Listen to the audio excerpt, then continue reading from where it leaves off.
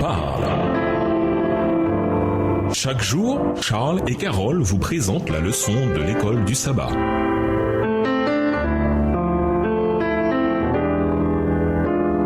Bienvenue dans votre émission. Dieu nous parle. Nous voilà à la leçon de lundi, la puissance transformatrice du témoignage personnel. Jean et Jacques, les fils de Zébédée, étaient connus comme les fils du tonnerre. Marc 3, le verset 17. En fait, c'est Jésus lui-même qui leur donna ce surnom. On a une illustration du tempérament impétueux de Jean quand Jésus et ses disciples voyageaient en Samarie. Alors qu'ils cherchaient un endroit pour la nuit, ils durent affronter l'opposition à cause des préjugés que les Samaritains avaient à l'encontre des Juifs. On leur refusa même l'hébergement le plus modeste. Jacques et Jean pensaient avoir la solution au problème. Quand ils virent cela, les disciples Jacques et Jean dirent « Seigneur, veux-tu que nous ordonnions au feu de descendre du ciel et de les consumer comme l'a fait Élie ?» Luc 9, verset 54, version second 21. Jésus raboua les frères et ils quittèrent le village sans faire de bruit. La façon de faire de Jésus, c'est l'amour par l'agression. Dans la présence de l'amour de Jésus, l'impétuosité et la colère de Jean se transformèrent en affection et en compassion.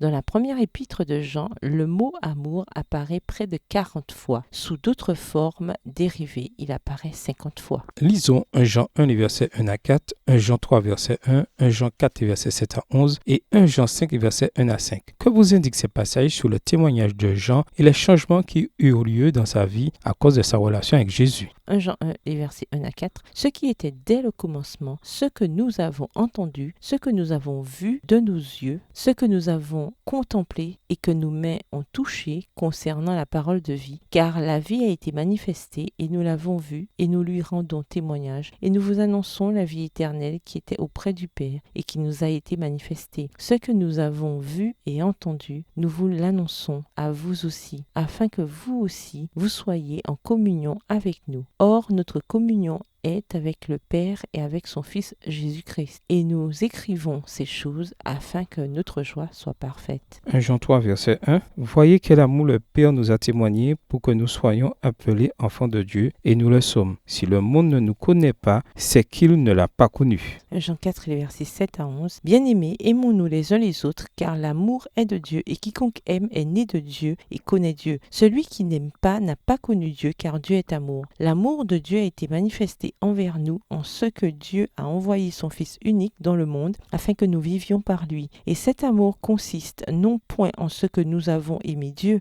mais en ce qu'il nous a aimés et a envoyé son Fils comme victime expiatoire pour nos péchés. Bien-aimés, si Dieu nous a ainsi aimés, nous devons aussi nous aimer les uns les autres. 1 Jean 5, versets 1 à 5. Quiconque croit que Jésus est le Christ est né de Dieu, et quiconque aime celui qui l'a engendré aime aussi celui qui est né de lui. Nous connaissons que nous aimons les enfants de Dieu lorsque nous aimons Dieu et que nous pratiquons ses commandements. Car l'amour de Dieu consiste à garder ses commandements. Et ses commandements ne sont pas pénibles, parce que tout ce qui est né de Dieu triomphe du monde. Et la victoire qui triomphe du monde, c'est notre foi. Qui est celui qui a triomphé du monde? Sinon celui qui croit que Jésus est le Fils de Dieu. C'est un principe éternel de l'univers. Ellen G. White exprime ce principe en ces termes. L'emploi de la force s'oppose au principe du gouvernement divin. Dieu n'accepte qu'un service d'amour. Or, l'amour ne se commande pas. Il ne s'obtient pas par l'usage de la force ou de l'autorité. L'amour seul éveille l'amour. Texte tiré du livre Jésus-Christ à la page 11, livre écrit par Ellen G. White. Quand nous sommes engagés envers Christ, son amour brille sur les autres à travers nous. Le plus grand témoignage du christianisme, c'est une vie changée. Cela ne veut pas dire que nous ne ferons jamais d'erreur ou que nous serons toujours les intermédiaires de l'amour et de la grâce comme nous sommes appelés à l'être. Mais cela veut dire que, dans l'idéal, l'amour du Christ jaillira de nos vies et nous serons une bénédiction pour ceux qui nous entourent. De quelle manière reflétez-vous l'amour du Christ auprès des autres? Pensez aux implications de votre réponse. Au revoir. Et à demain si Dieu veut.